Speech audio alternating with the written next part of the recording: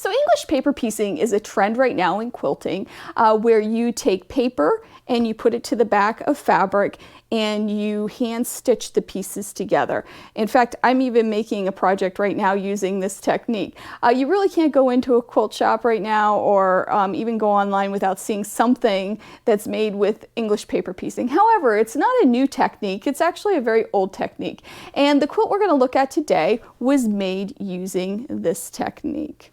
But first, I'm Chris O'Neill from Sew the Distance. Thank you so much for joining me for another episode of Lessons from an Old Quilt. So today we're going to look at this quilt that I picked up at I believe I picked it up at a flea market maybe 5 years ago. And I bought this after I started collecting or realizing I was collecting antique quilts. And I love the colors in this. And that's what drew me to it, especially the red and the white together. I fell in love with it. But it wasn't until recently, actually during our move, that I realized that this quilt was not traditionally pieced, but actually pieced using the English paper piecing method. So let's take a closer look at this quilt and see what we can learn as makers from this maker.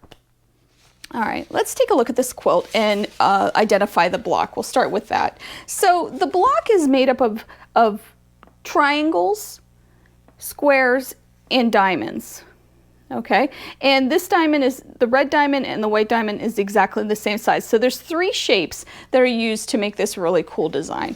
And each block is made up of 4 of these guys. And then joined together with the white to make this block. And then each block is joined together with the red. And it can be tricky because this looks like a puzzle a little bit, and I'll show you why. Because you could say this is the block. You can see it's the same shape. We have these guys that make it up, and it looks like the red would be the joining of the blocks, and then the white joins them together. However, I know that it is done this way, hopefully this makes sense, because the fabrics are the same or at least similar. And we see that consistently here. So for this block, you can see even though the fabrics are different, the blue is across from the blue and the pink is across from the pink. Here you see the same thing. And even here. Now, the maker didn't always do this, although most of the time the maker did. And we can see that over here on this block.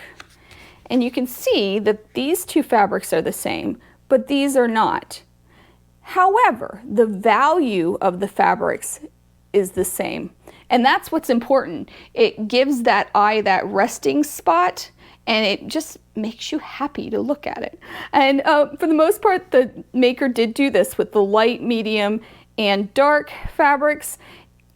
However, like most of our quilts, and like most of our makers that we study, there's always an exception to the rule, isn't there? And we see that here. With this block right here, nothing goes really together. And this red against this red, this dark against this dark, there's not a lot of contrast there. Same thing with these and these. And I'll show you this in black and white so you can see what I'm talking about. It doesn't have as much sparkle as, say, this block does, or this block down here. And I'm going to put these, let me get that in the screen a little bit better. I'll put these up on the screen too so you can see what I'm talking about. These have a little bit more sparkle than the ones that have all the dark colors. Here's another one with a lot of dark colors that kind of breaks all the rules. And you can see there's not as much of a sparkle. It's still a cool block, but it doesn't give you that contrast that we like to see as makers, and our eye likes to see as viewers of this type of thing. Anyway, the quilt is neat. It definitely gives you this idea that there's a circle in these blocks. I love that, and there's absolutely no circle, so it does trick the eye. The other thing that's really cool about this quilt, and as somebody who has made English paper pieced blocks, sometimes the edges can be really, really tricky, and you're like, what do I do about this edge? And what this maker decided to do was just do applique, raw edge applique around the outside. It does look like the maker tried to turn under the edges, but didn't do a terrific job at that. That doesn't matter. It was a very small stitch and it held it down well. So instead of worrying about piecing the border in, the maker simply put these on top of a border piece and simply stitched it down, as you can see. I love that. That's a really great way to finish a quilt, and it doesn't take away from the quilt at all. The binding is actually coming up in a few places, which I'm going to repair, but you can see it is a separate piece that was put on independently from the back. It wasn't pulled from the back to the front. And the back, you can see the quilting. It's just done in a grid, and it gives a really beautiful look to this entire project. And I just love it. I think it's really one of the most stunning quilts in my collection, and just is a showstopper. As always, there's so much we can learn from these quilts, and this one in particular lends itself to a lot of lessons that we can take away and learn from this maker. The first thing I want to talk about is the fabric values. So you see that red and that white contrasting, high contrast between each other, and the star blocks are a medium value. Most of them are, at least. Some are a little darker, but they're mostly a medium value. And it's so important as makers, if we're doing a scrap quilt and we really want that consistent look or that spectacular showstopper look, to pay attention to that. It does change things, and sometimes just having that stark red or that real dark fabric against a real light fabric as your anchor, if you will, of your quilt really helps those scrap quilts shine.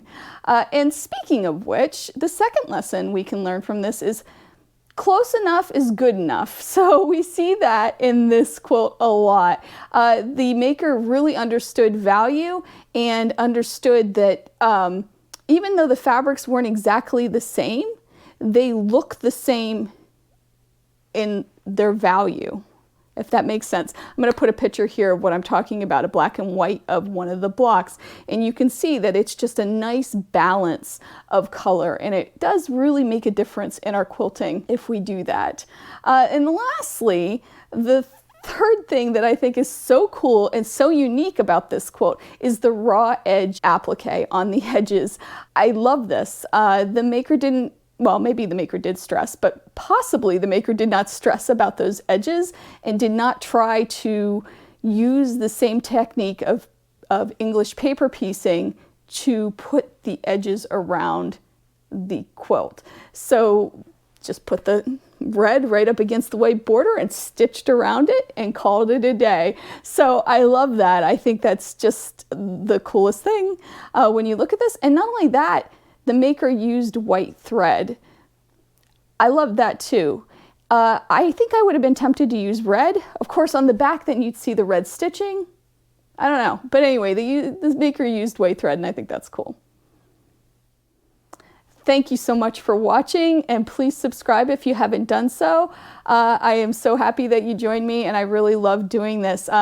We are finished moving. We are now unpacking and getting things settled. I realize I've been really not doing my vlog and not really keeping up with that. However, I'm recording this on a Monday and it's on my to-do list. I will have a vlog this week and give you an update of my studio and everything that's happened and what we've been up to. So I'll see you soon. Have a great day, and I'll see you next week with lessons from another old quilt.